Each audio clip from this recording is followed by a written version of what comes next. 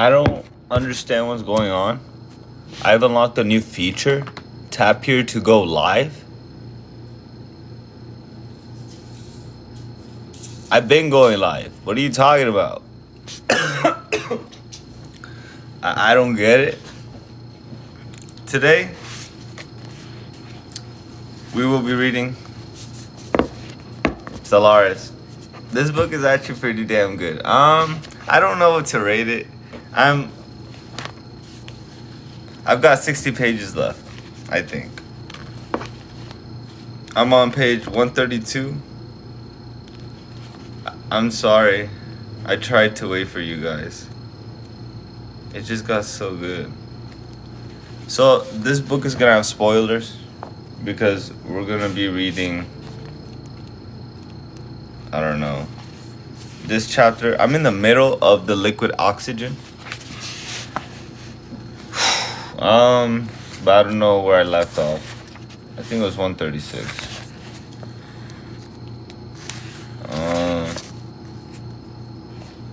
Maybe 137. So his girl is like an alien, right? It's like I can't tell if it's real.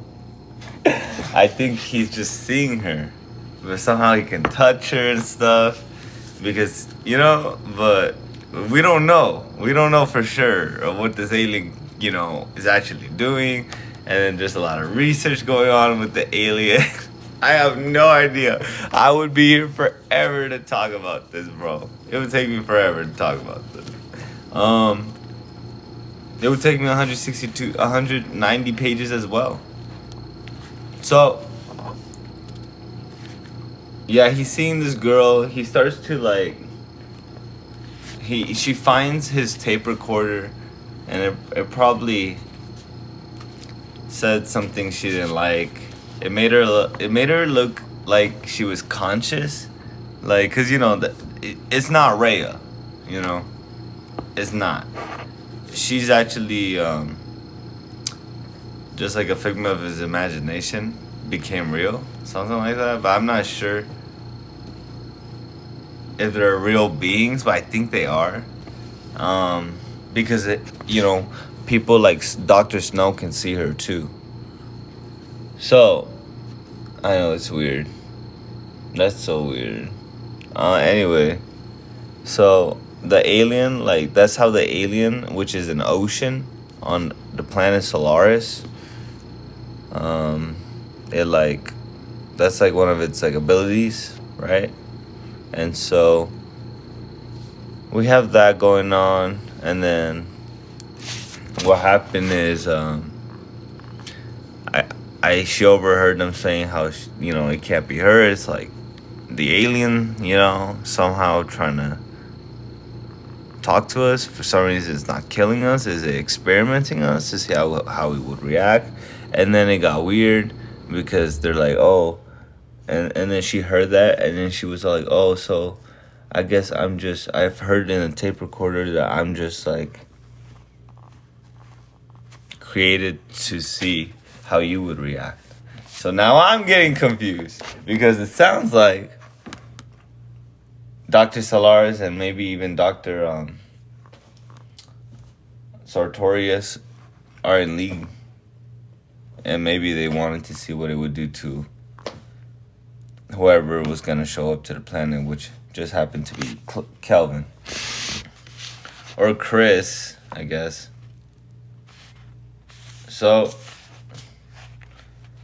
she felt heartbroken, I think. She's like, oh, I'm not real. Right? So she's having an existential crisis, and now she's fallen ill. It seems like a rocket took off at the same time. So I'm not sure. But it sounds like something also hit our spaceship. So I'm not sure if it sounds like something hit our it's not a spaceship. It's just I think this is a what do you call a space station on Earth that doesn't go to space? It's just a building, a facility. I think it's just a little facility that they can live on. So that's what's going on in Solaris by Stanislaw Lem. And I'm doing laundry, so I'm gonna be live for only like 30 more minutes, 27, something like that. So yeah, so then Solaris, so it sounded like something either took off to space for some reason after, like, the plan to destroy the ocean. They think its structure is a neutrino structure, and they think if they produce some kind of magnetic field, it'll disrupt its neutrino structure, and so it'll coagulate, or whatever that word is, energy transfer throughout all of the ocean, destroying all the neutrinos. And in theory, it would destroy the ocean, or as soon as the ocean spawns more entities, because it could create anything. It's been recorded that it's even created a baby that was like as tall as a couple buildings, and it was like standing in the water in its mouth. It was weird, dude. So, and then after that,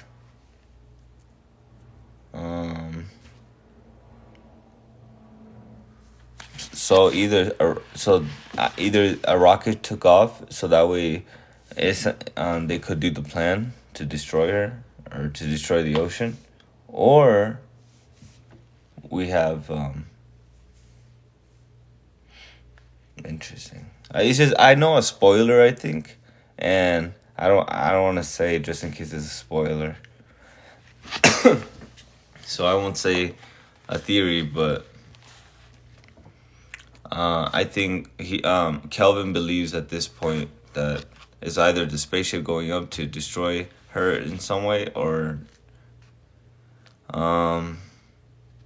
something crashed into our spaceship, and he doesn't know why. I forgot. I don't know. Maybe he said it.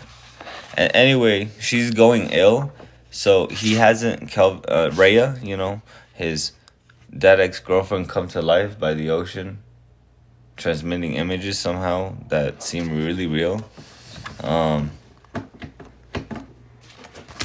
He thinks it's a possibility that the plan just started and she's feeling the effects. Or no, they didn't say that, but that's what I think is going on. Maybe the plan already started somehow. I don't know. And she's feeling the effects. She's foaming pink blood. So that's where we are. Let's move on.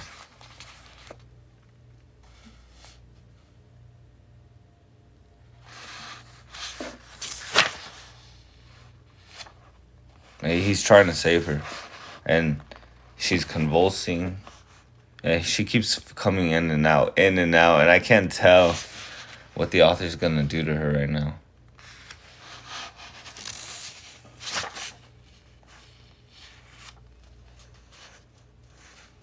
I think she woke up, actually.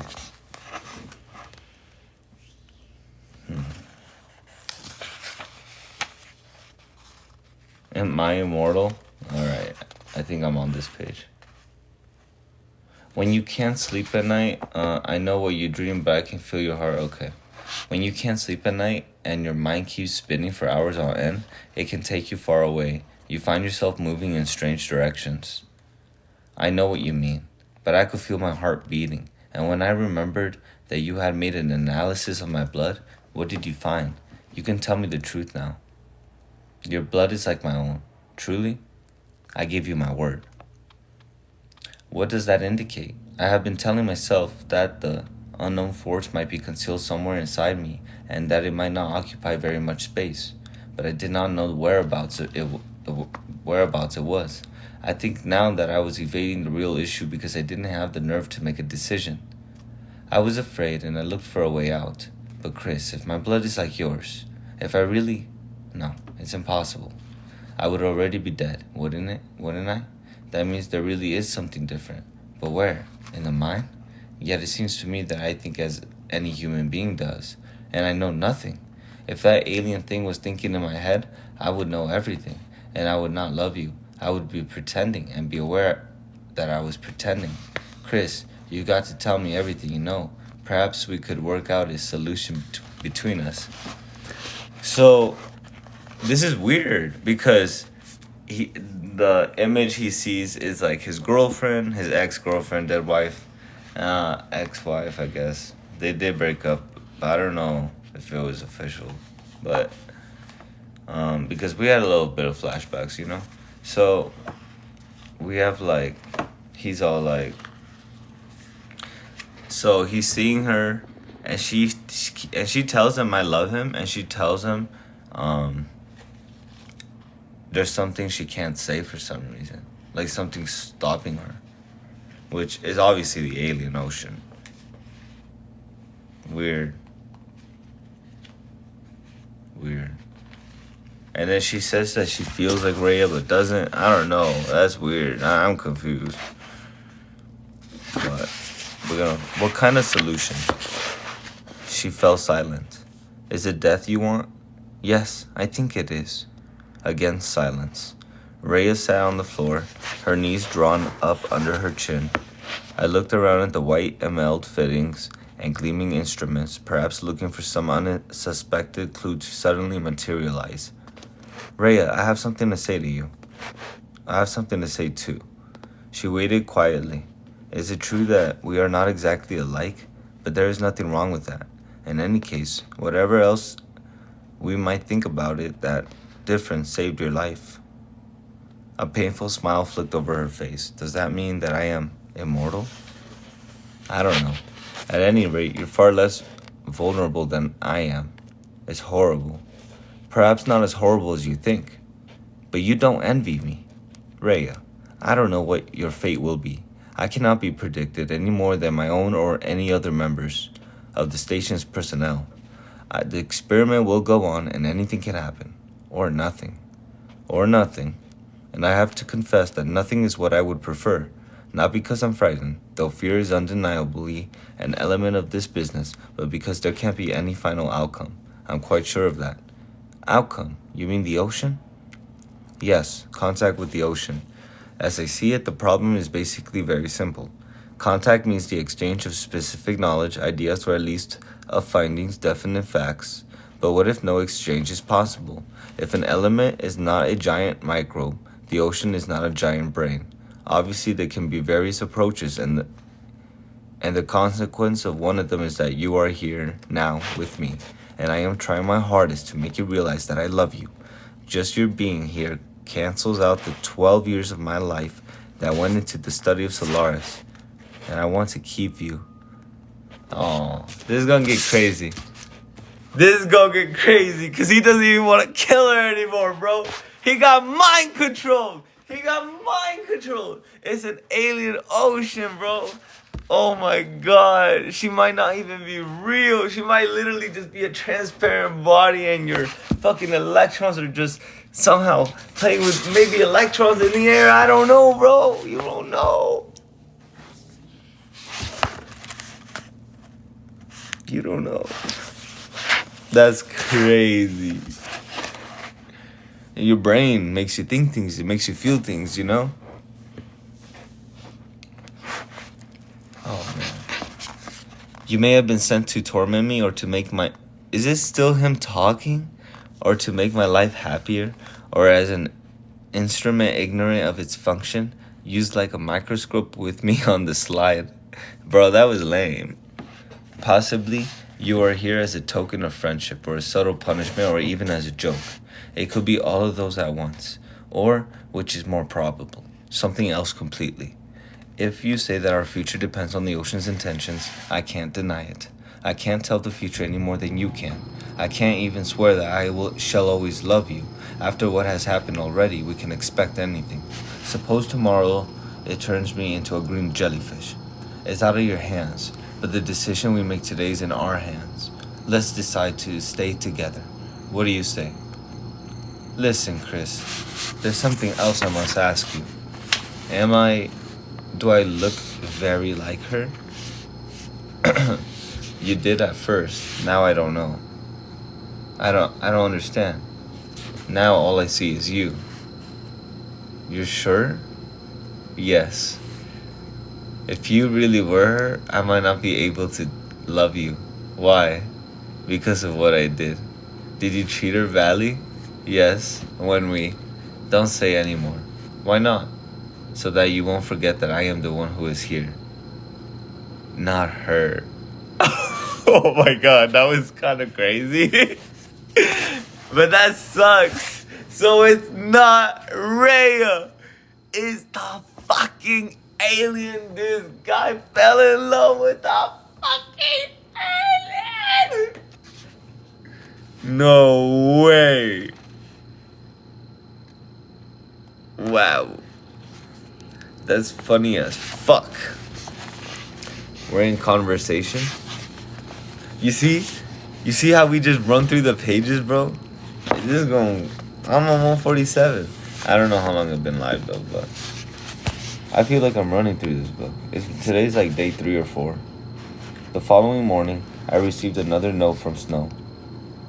Sartorius had left off working on the disruptor and was getting ready for a final experiment with high-energy X-rays. Rhea, darling, I have to pay a visit to Snow. The red dawn blazing through the window divided the room in two.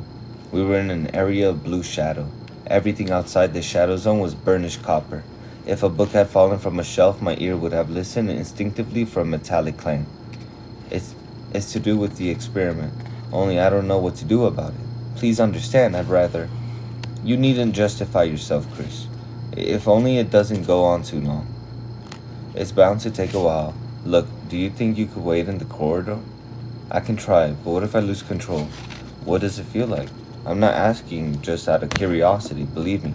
But if we can discuss how it works, you might find some way of keeping in check. Rhea had turned pale, but she tried to explain. I feel afraid. Not of something or some person. There's no focus, only a sense of being lost. And I am terribly ashamed of myself. Then when you come back, it stops. That's what made me think I might have been ill. Perhaps it's only inside this damn station that it works.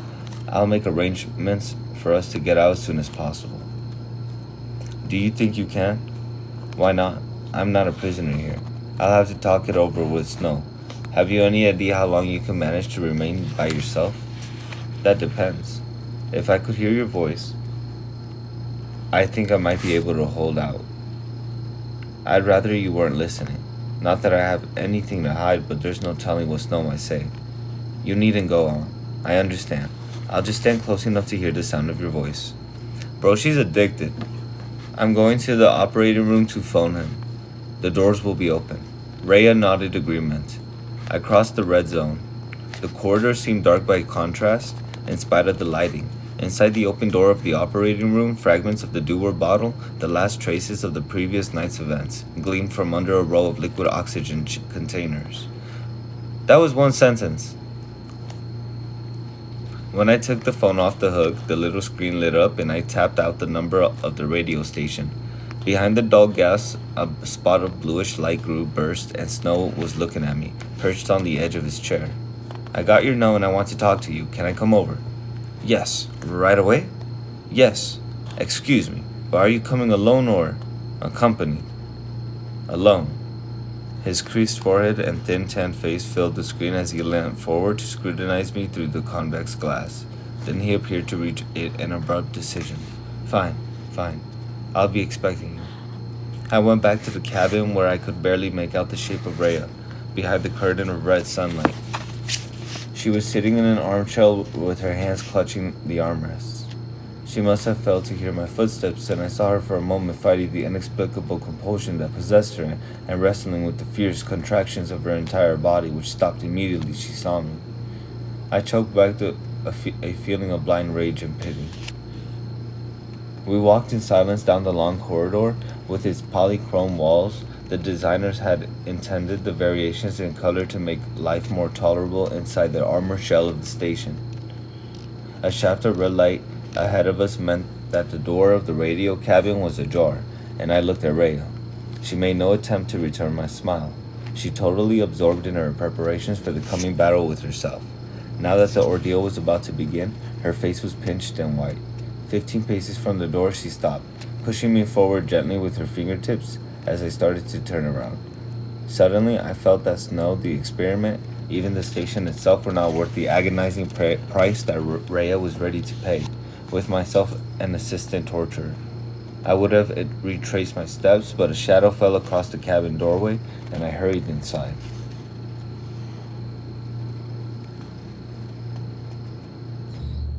Snow stood facing me with the red sun behind me, making a halo of purple light out of his gray hair.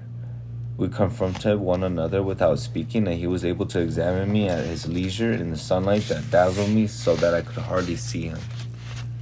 I walked past him and leaned against a tall desk bristling with microphones on their flexible stalks. Snow pivoted slowly and went on staring at me with his habitual cheerless smile, in which there was no amusement, only overpowering fatigue. Still with his eyes on mine, he picked his way through the piles of objects littered about the cabin. Thermic cells, instruments, spare parts for the electronic equipment, pulled a stool up against the door of a steel cabinet and sat down. What do you think? Do you think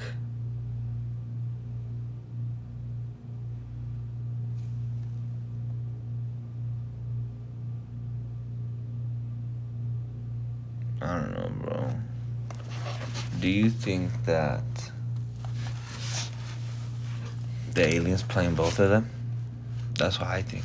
You know why? Because he had a dream about the alien telling him, "Oh, hey, Dr. Sartorius and Dr. Snow, they're plotting against you." And they think that you're trying to go. Dr. Sartorius was like, "No, don't believe him, Dr. Snow. He's just trying to make us go against each other. He's not even a physicist. He's not an Einstein. He's had a different name, but for example."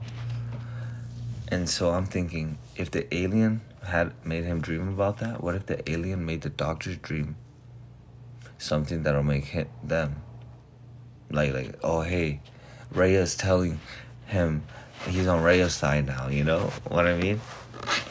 That's what I think might happen, but I hope not. I listened anxiously, but no sound came from the corridor. Why did Snow not speak? The prolonged silence was becoming exasperating. I cleared my throat. "When will you and Sartorius be ready?" "We can start today, but the recording will take some time." "Recordings? You mean the encephalogram?" "Yes, you agreed. Is anything wrong?" "No, nothing." Another lengthening silence. Snow broke it. "Did you have something to tell me?" "She knows," I whispered. He frowned, but I had the impression that he was not really surprised. "Then why pretend?" I lost all desire to confide in him. All the same, I had to be honest. Wow. "She started to suspect, after our meeting in the library, my behavior, various other indications. Then she found Gibarian's tape recorder and played back the tape." Snow sat intent and unmoving. Standing by the desk, my view of the corridor was blocked by the half-open door. I lowered my voice again. "Damn, see? She even listened to the tape herself. She's like making her own actions. Like, that's how you know, like, she might actually be real, you know? That's kind of crazy, dude. I can't tell."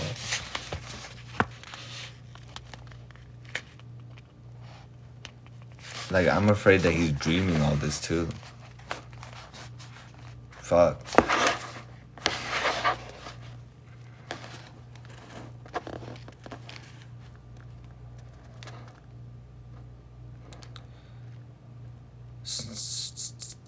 Snow sat intent and unmoving. Standing by the desk, my view of the corridor was blocked by the half-open door. I lowered my voice again. "Last night, while I was asleep, she tried to kill herself.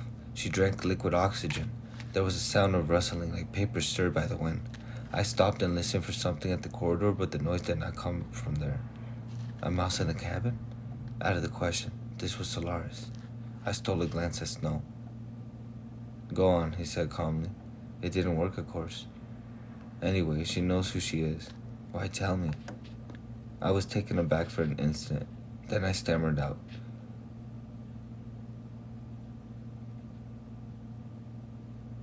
So as to inform you, to keep you up to date on the situation. I warned you. You mean you knew? My voice rose involuntarily. What you have just told me? Of course not. But I explained the position when it arrives. The visitor is almost blank, only a ghost made up of memories and vague images degraded out of its source.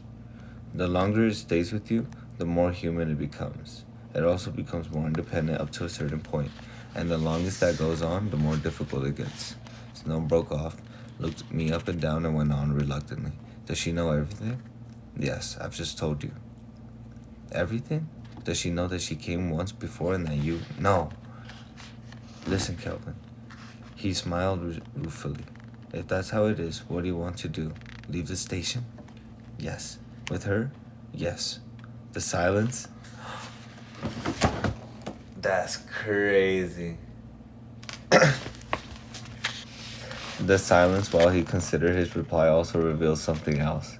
Again, from somewhere close and without being able to pin it down, I heard the same faint rustling in the cabin as if through a thin partition. Snow shifted on his stool. All right. Why look at me like that? Do you think I was standing in your way? You can do as you like, Kelvin. We're in enough trouble already without putting pressure on each other. I know it will be a hopeless job to convince you, but there's something I have to say. You are doing all you can to stay human in an inhuman situation. Noble it may be, but it isn't going to get you anywhere. And I'm not so sure about it being noble. Not if it's idiotic at the same time, but that's your affair. Let's get back to the point. You renege on the experiment and take her away with you. Has it struck you that you'll only be embarking on a different kind of experiment? What do you mean? If you want to know that she can manage it as long as I'm with her, I don't see. I trailed to a halt. Snow sighed. All of us have our heads in the sand, Kelvin, and we know it. There's no need to put on airs.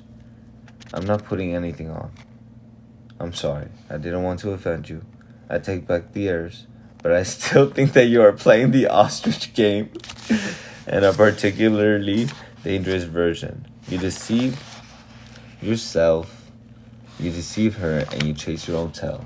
Do you know the necessary conditions for stabilizing a neutrino field? No, and nor do you, nor does anyone. Exactly. All we know is that the structure is inherently unstable and can only be maintained by means of a continuous energy input. Sartorius told me that. This energy creates a rotating stabilization field. Now, does that energy come from outside the visitor, or is it generated internally? You see the difference? Yes, if it is external, Snow finished the sentence for me. Away from Solaris, the structure disintegrates. It's only a theory. Of course, but one that you can verify, since you have already set up an experiment. The vehicle you launched is still in orbit. In my spare moments, I've even calculated its trajectory. You can take off, intercept, and find out what happened to the passenger. Woo! Okay, I like where it's going. That's pretty cool. I like that little side mission. What happened to the alien in orbit? I don't know. I thought it was just chilling. I don't know if it eats. I don't think so. Because Rhea says she don't eat.